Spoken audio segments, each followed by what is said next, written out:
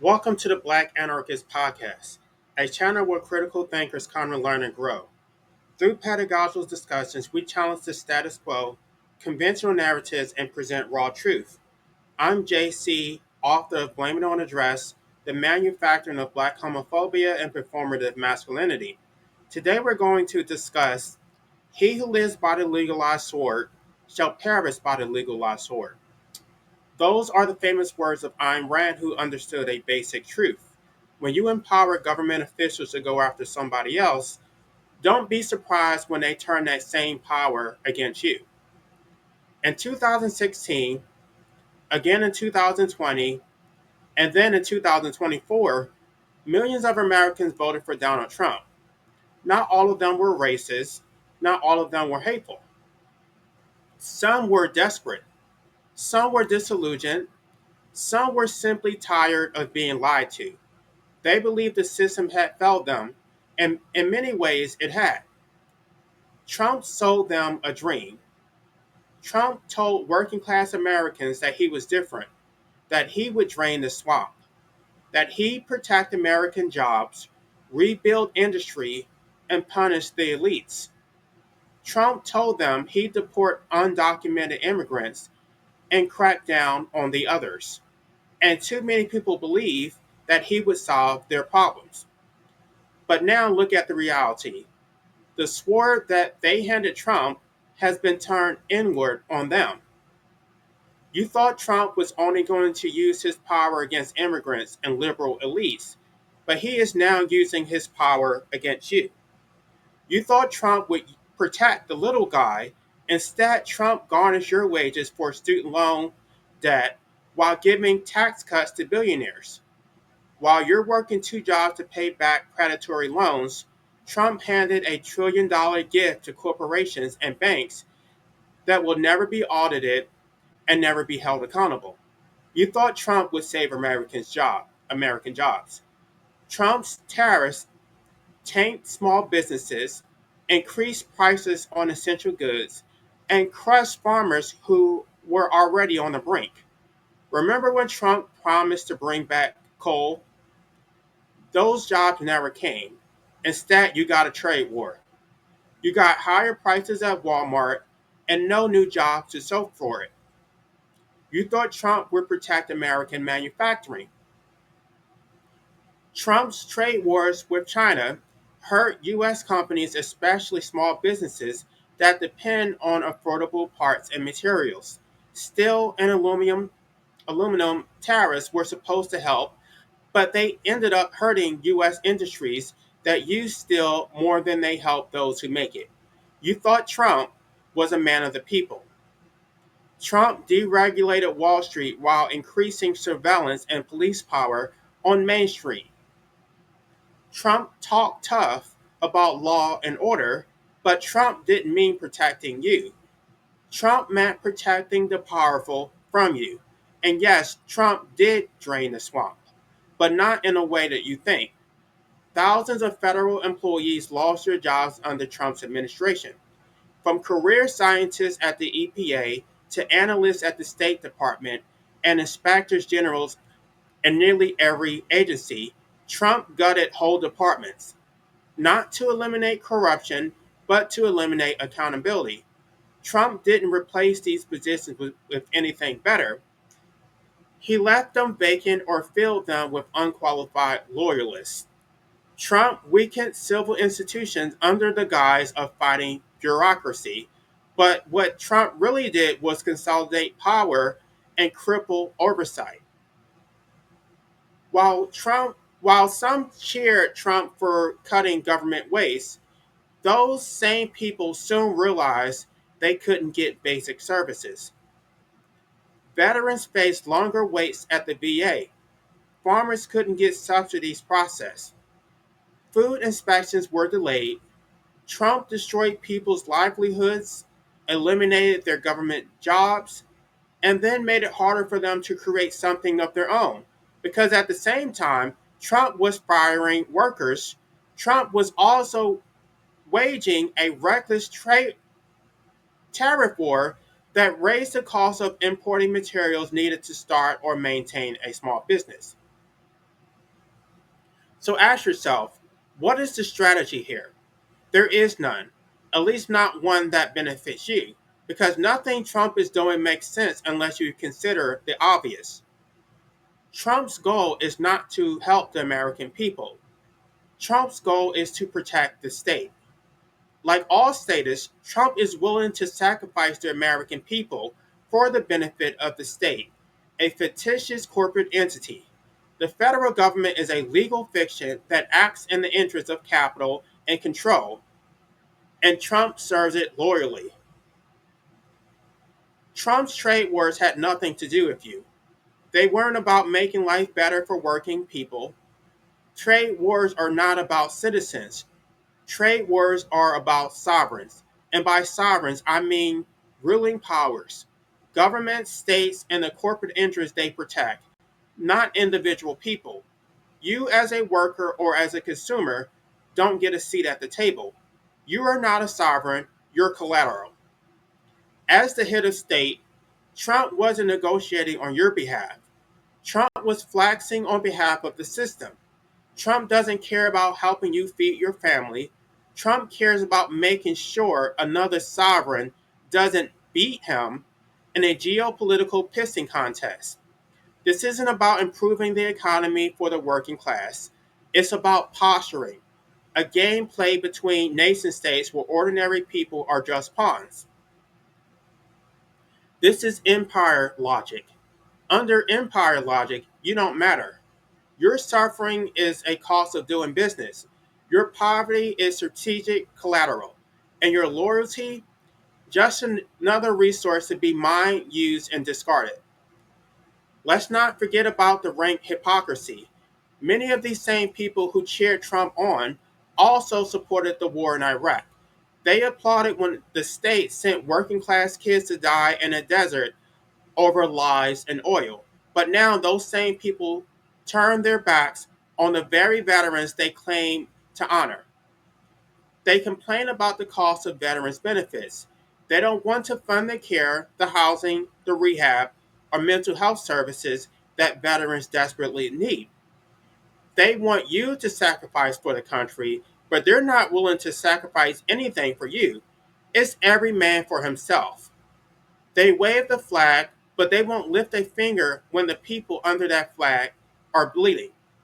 That's the ugly truth behind their patriotism. And now let's talk about the elephant in the room, Trump's criminal indictments. Most men would have crumbled, most would have been buried by the weight of 90 plus felony charges. But Trump didn't go down.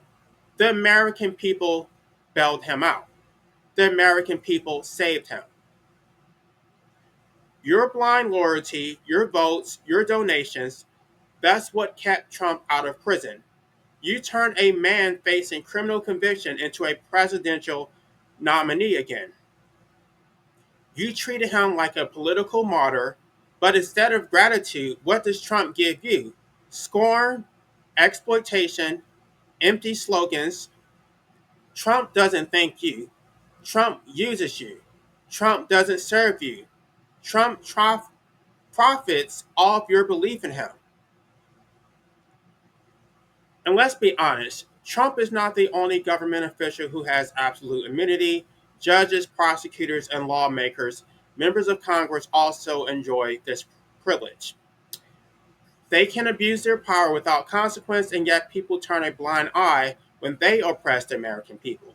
Suddenly, everyone cares when Trump does it, but where was this outrage when it was a judge robbing someone of justice, or a prosecutor coercing a plea deal, or a state legislature stripping away your rights? Authoritarianism didn't begin with Trump. Trump is just a more theatrical version of the same machine that's been grinding you down for decades. People are beginning routinely People are being routinely oppressed by their state and local officials, yet no one seems to care. No one does anything about it. If Trump hadn't won, we would have gotten another authoritarian president, and the other side would have been just as angry, just as confused, just as divided, because no matter who wins, the system stays the same. Now, here's something most people won't say. Statism is the ultimate form of disrespect. Statists believe that you're not intelligent enough, not capable enough to govern yourself. So the state steps in to make decisions for you. But here's the catch: you're the one who has to live with the consequences. You're the one who loses your job, loses your business, pays the tariffs, gets put out on the street, or watches prices rise while wages stay flat. And when the state screws it all up, as it always does, they don't apologize. They don't fix what they broke. Instead, they pivot. They talk about personal responsibility and bootstraps after they've stolen your boots and passed regulations on how you're allowed to tie your laces. It's an insult on top of injury. The same system that robs you of power then blames you for being powerless. That's not just injustice, it's gaslighting at the highest level. Trump owes the American people for his freedom.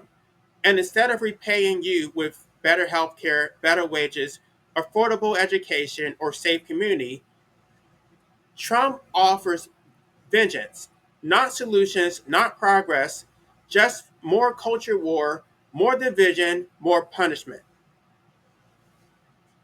And here's an important point: Donald Trump is not Adolf Hitler. We need to stop making that comparison, not because Trump is good, but because history matters. When we carelessly compare every authoritarian or corrupt leader to Hitler, we lose the ability to recognize the real present dangers in the present before us. Trump is not a fascist dictator. Trump is an opportunist with authoritarian impulses who uses division, resentment, and fear to stay in power. That's dangerous enough. We don't need historical exaggerations to make the case against Trump. The truth is damning all by itself. And let's get something straight. I'm not calling for big government. I am an anarchist. I don't believe that the state should be meddling in people's private lives at all. But if this is going to be government, if we're forced to endure it, it at least should be working in service of the American people. Democracy is a scam. The government does not care about the American people. It's every man for himself. And this is why we can't afford to rely on the government. The government does not serve your interests. It protects capital. It upholds hierarchies. It survives off your submission. Stop expecting the state to come to your rescue. It won't. Rely on yourself. Rely on your community. Build autonomy. Because liberation won't be legislated, and justice will never come from a system designed to control you. Yet Trump has used this machinery of the state to crush ordinary Americans while uplifting artificial power structures that harm them: corporations, billionaires, surveillance, and military contractors. Trump has expanded power for states to suppress protests and rig elections, given a blank check to the police, and thrown unconditional support behind foreign governments like Israel, even when it comes at the expense of peace, justice, and the American interest. Trump has fought tooth and nail to protect corporations, entities created by the state that are not natural persons and do not deserve the rights of living people. But where is the policy that directly benefits the American people? Where is the relief for the poor, the protection for renters, the health care for the sick, the dignity for workers? I can name a dozen policies Trump pushed that helped corporations. I can name a dozen that expanded the reach of states. I can name a dozen that protected foreign allies. But I can't name one major policy, not one, that was enacted just to help everyday American lives, to help American people live better, freer, healthier lives. So here's the question: name one policy Trump has implemented which benefits you directly. Not the states, not the corporations, not the federal government, just you. Can you even name one? People didn't vote for Trump because they were hateful. They voted for him because they were lied to, manipulated, and in some cases, genuinely hoping for change. But now the mask is off. The legalized sword Trump carries is put it in his hands.